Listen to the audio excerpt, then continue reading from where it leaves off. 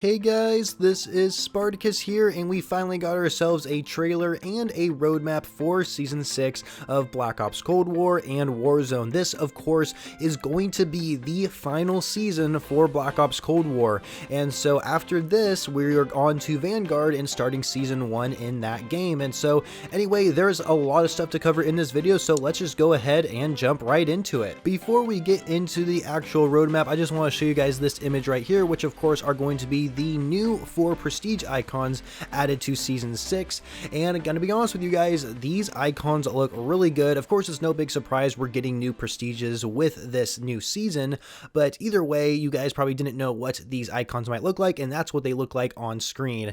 And so now let's move on to the actual roadmap, starting with the multiplayer maps, which we have Deprogram and America as 6v6 maps, and then we have Gluboko, which is a 2v2 and 3v3 gunfight map. And what's awesome about this is that they are not remade maps, they're original, and so it's something that we haven't experienced before, so I'm excited to actually try something completely new when this season drops. And now we have Zombies, which we are getting the final survival map for Black Ops Cold War, which is a little sad to say because I did enjoy my time playing Black Ops Cold War Zombies, but either way, we're getting ourselves a new Zombies map called Forsaken, and so this map definitely looked a little crazy. We have the three-headed Margwa basically returning in a different kind of form that shoots like electricity out of its mouth and stuff like that. We also have a new perk called PhD Slider, same as PhD Flopper, except you slide and kill zombies.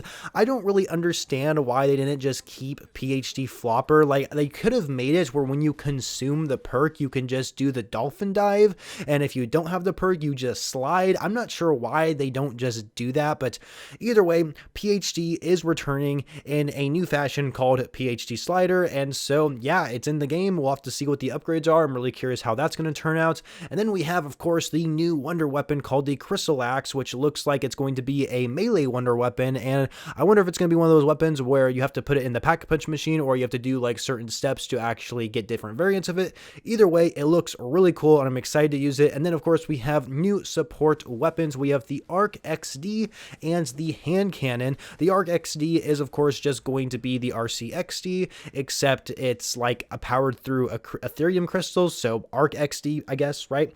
And then there is going to be a seasonal event starting on October 19th called The Haunting, and I'm really curious what they're going to do with this. Based on what we see with the roadmap, it says that it's going to be a new limited time modes, it's going to bring rewards and more, so we'll have to see how that turns out. From my understanding, this is what the Haunting event is going to be in Black Ops Cold War. I don't know what Warzone is going to do. I really hope they bring back to the Haunting of Verdansk, because that was honestly one of the best seasonal events I've ever seen in a Call of Duty game, especially for Warzone. It's by far the best seasonal event we've ever had for Warzone. They brought that really unique BR game mode where if you died, you turned into a zombie, and I remember my friends and I, we would be like the last survivors, and there would just be hundreds of what it seemed like hundreds of zombies just coming at us, and of course they're real players trying to kill us as zombies, and it was just absolutely crazy. So I really hope they bring back the Haunting of Verdansk back into Warzone, and of course make some, I guess, other like improvements and adjustments to make things a little bit more interesting.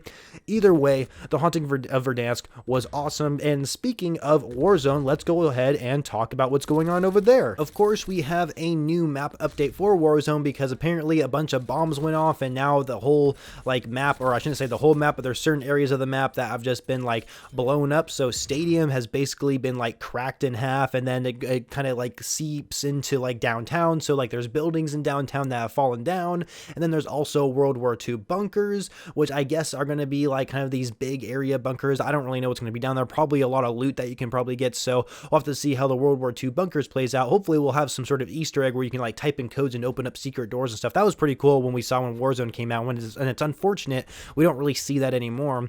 And then the original Gulag is returning, which I am very happy because I think a lot of people can agree that the original Gulag was the best Gulag we got in Warzone, even though I will admit the current one we have right now, where it's kind of based on the Rush map, I actually like that Gulag. That Gulag map was pretty okay for me.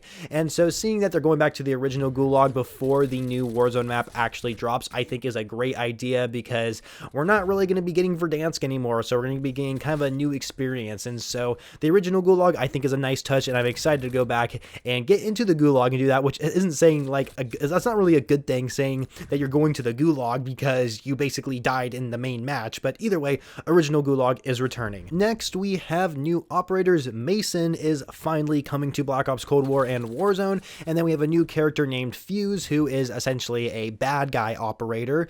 And then new weapons, we have the .410 Ironhide, which is going to be what I believe a lever action shotgun, which I think will play very interesting. I wonder if it's going to act similar to as a slug round shotgun, where you can actually get kills at longer ranges, and it doesn't really have that buckshot spread to it, but who knows, we'll have to see. What I mean, it's coming out day one, so I'll definitely try it out and see how it works. And then the Grav is making a return. If you guys don't know what the Grav is actually the Galil from the old Black Ops game, so that's cool. That's making a return as well. And then there's a new melee weapon called the Battle Axe. And then later in the season, we're getting a Lapa SMG and then a hammer and sickle as a new melee weapon as well. Now, one thing I want to keep in mind here for you guys, from my understanding, when they say that the Lapa and hammer and sickle, totally butchered that name there for a second, but when they say that it's coming out later in the season, I always assumed that they meant this is coming out during season like whatever Reloaded, you know, but it's actually going to be coming out before season 6 Reloaded. And the reason why I believe this is because during season 5 we saw the same thing, where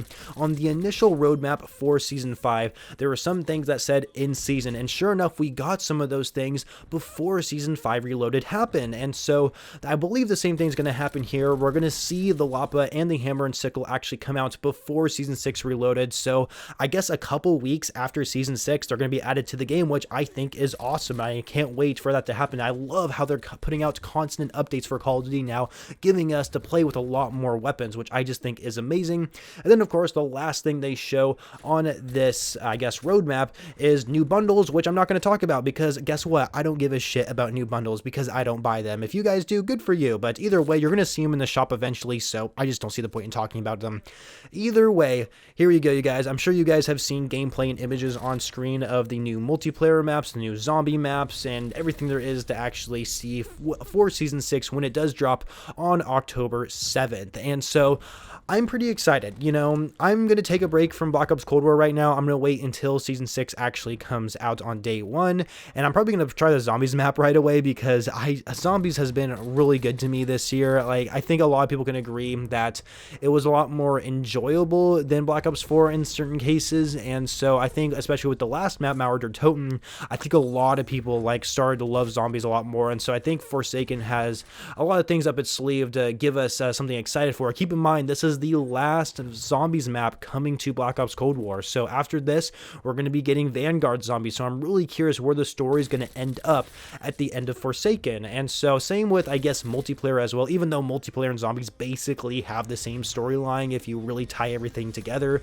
But either way, I'm excited. It's more content, more weapons to play with. We got maps updates for the Verdansk 84 map, and so yeah, I'm excited. Anyway, that's it for this video, guys. I really hope you enjoyed it. Make sure you leave a like if you did, and of course subscribe to the channel for more Call of Duty videos every single day, and I shall catch you guys later.